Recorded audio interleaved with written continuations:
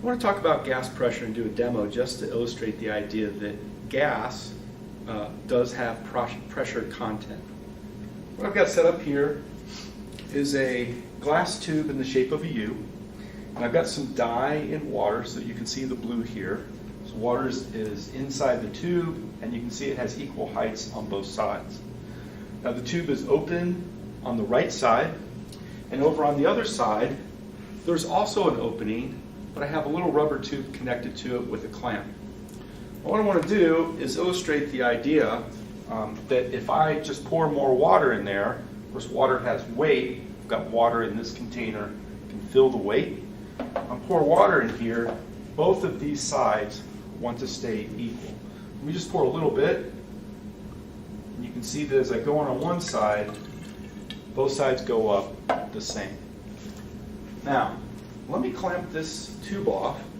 So what I'm doing is I'm going to trap the air that's on the left side, your left side. I'm going to trap the air in here. Okay? So the air in this column, all the way above the water over here, there's nowhere for it to go.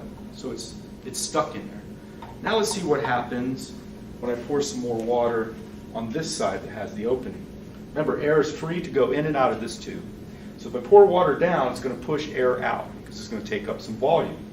But over here, let's see what happens.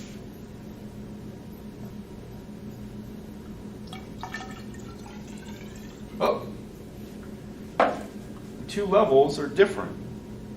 This wants to be at the same level with that as the other side, but in order to do it, we'd have to push air out. But there's no place for the air to go. Gas pressure is a combination of density, how much stuff do you have crammed together in a volume, along with temperature. And temperature is a measure of how fast particles in the gas are moving. So that combination, particle motion, which leads to collisions, higher temperature is faster, faster means a harder hit, and then how much content you have to do that creates pressure. So this air in here has no place to go, and as this tries to compress it, which would be raise the density, the air is pushing back. So it's able to maintain a disbalance in the heights of the water. Just to drive the point home, see what happens if I release the clamp so that the air is free to move in and out of this side. Sure enough,